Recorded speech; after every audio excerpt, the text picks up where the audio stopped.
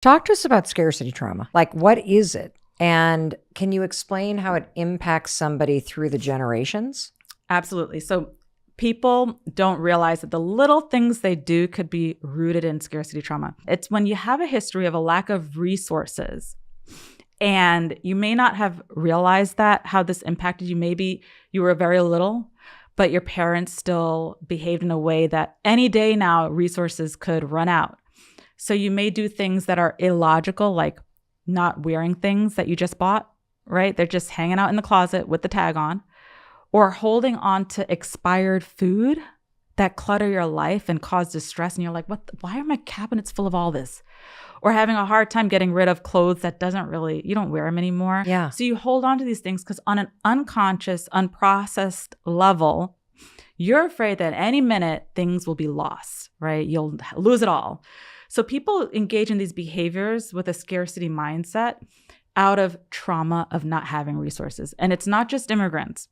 I see it in people whose parents or grandparents, there's generational trauma. So if their grandparents were refugees or survivors of war, or if personally, maybe they had resources, but they went through like a really bad business, period where they went bankrupt or a divorce, and they're afraid of losing it all. So they behave in these irrational ways that are trauma responses. So they hoard. Some people do the opposite. They spend too much. I've seen this a lot where it's like, I'm not accustomed to having abundance, so I'll just spend. So you're like, wait, you have all this money and then you just lost it. Well, I'm not accustomed to having it. So there are all these odd kind of symptoms that don't really impact a person's life in the way they want it to. So they really hurt them and cause distress. And another thing I see is emotional scarcity. So in a lot of these families where they're like just focused on survival, right? There's not a lot of like talking about emotions. Like, what's that? What's or emotion? warmth. Or Anybody warmth, grew up in right. a very cold family? So there's emotional scarcity. So you see all these ways that a lack of resources impacts a family, a generation, and it gets passed on. So if you're someone who's like, wait, I have those things, look back at your family. It could have been coming from generations where they didn't have much, or they fled war. There was something that led to that mindset. Or it could be something present day, like a divorce or, a hard financial period in your life. So this is a serious example, like is going into Chipotle and saying like, I'm not going to get the guacamole because it's an extra $3, even though you got plenty of money. Is that an example of that? No, I think that's different because that's not Just being necessarily cheap? causing you distress. We're talking about things that cause distress to people. So like one thing I'll see is like people hoarding Tupperware. Like they'll have takeout boxes and it's just like, they're never going to use it. And they're cracked and broken. You can't even recycle it. And it's like, well, get rid of it. It's crowding your life. And it's creating this like unwanted stress in your life. Or like I'll ask some of my clients to open their bag in the office and there are like all these receipts that they're never going to return things, but they want to hold on to it. It's like, it's causing chaos and clutter and people don't understand why they do these things.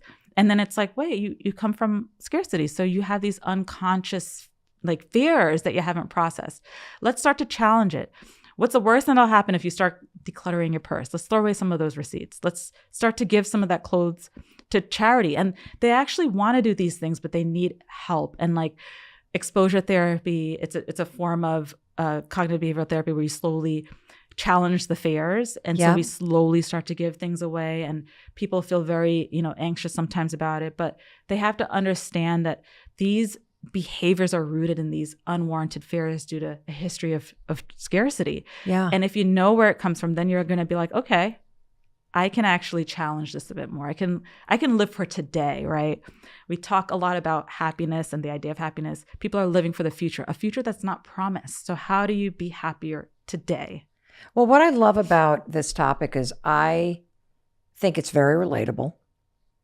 And I also, whether you're talking about it on the physical side of things that you're holding on to from this lack of resources, or whether it is an inability to talk about feelings or express warmth and be affectionate with each other because of the scarcity of that in your family, I can see how that pattern gets passed down and passed down and passed down and passed down. And one of the things that I really like about what you're saying and giving it a name is that you realize, oh, this isn't me.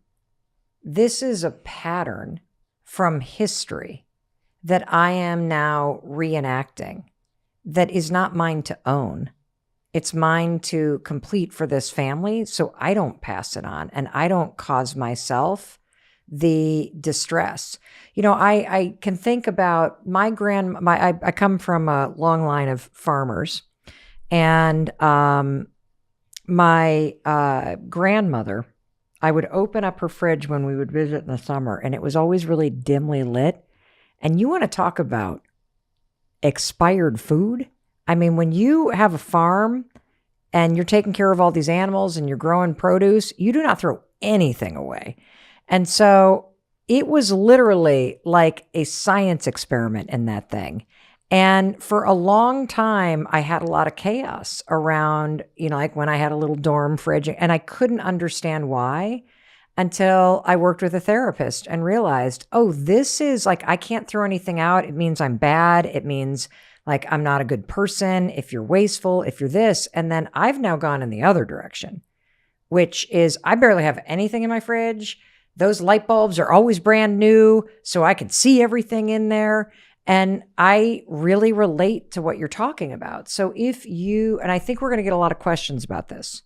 So if you're somebody who is listening to this and they're shaking their head and they're going, I do that. Yeah, I don't wear my nice clothes ever because I think something's going to happen. I'm afraid to go out to dinner because I'm afraid I'm going to lose my money again. I'm afraid to celebrate it's all going to go away. What is one step that somebody can take other than recognizing that this is a very real thing to start to take control of their life again? And I love that example of the farmers because farmers have such rich history, right? They go through so much and they don't process because the animals depend on them. Mm-hmm. The community depends on them. But their livelihood is so fragile because if they have a bad storm, if it's not a good season, guess what? It's all gone. So that scarcity mindset, that trauma is real. Yeah. And it's also where the emotional scarcity comes from because there's no dinner together until the chores are done. And when you got 500 head of cattle to take care of and you're worried about the crops and everything else, there's no time for feelings. Pick yourself up, shut the hell up, and let's get going. And a lot of eating behaviors around scarcity, like if you can remember a family member saying, eat that food off the plate. And you're like, I'm not even hungry, but I'm just going to eat it. Many of us still do it. Like, I can't see food waste. Yes. But that can lead to really unhealthy behaviors and unhealthy physiology, right? So we want to think about all these ways that it's impacting us. It's not just being like frugal or cheap. Is it causing distress? Clutter causes distress, especially someone with ADHD, right? If you can't organize your life and you're adding all this chaos, you already have that challenge, right? So being able to free yourself of it because you're able to name it, right? Then you can do something about it. So I want people to approach it in a very systematic way. You don't have to go and purge your entire, home, but start to challenge that thought, that core belief that you're bad because you're wasteful. You're not wasteful. What's the evidence that you're wasteful? Put that thought, you used to be an attorney, put that thought on the stand. Right. And really, cross-examine that thought. What's the evidence that you're wasteful? What's the evidence that you're a bad person? It's not there. So slowly challenge it. Slowly take steps towards getting rid of one thing. Give away one thing. Throw away that one expired can. You're not going to eat it, right? Start to see how that feels. And you can do it, but you have to be able to name it first. I love that. I'd never even heard that term until I knew you were coming on. And I started looking at your social media. I'm like, scarcity, what? That's a thing. And then as I was watching your reels, I'm like, oh my God, that's a thing. And I think the important thing here is because I can now hear my mom's voice in my head going, why does everything need a label these days? And there is a term for it. What is the term for why actually calling out what something is empowers you? It's called affect labeling. Affect, like affect. that duck affect, like not like that. It's affect, like your AFF. Yeah, I'm about to demonstrate my lack of spelling skills, everybody. AFFECT. Affect labeling. This is not about diagnosing anything or anyone. It's about bringing the issues that are bothering you in your life, from the back of your subconscious mind out into the world and looking at it separately from yourself so that you can see it as a problem. Is this help you? Is that why this is so powerful to go, oh, that behavior right there doesn't mean you're screwed up. That's just a scarcity trauma, dude. That's like from your family history. You guys have been doing that in your family for generations, and you get to choose whether you want to keep doing that. What exactly is high functioning? People who are taking care of their families, they're meeting work deadlines. They're the ones that everyone says, oh my gosh, you're doing a great job. You're the rock of the family. You can't stop because people depend on you. You're meeting deadlines, you're collecting accolades, but you're just not really feeling a sense of joy. So we push through it.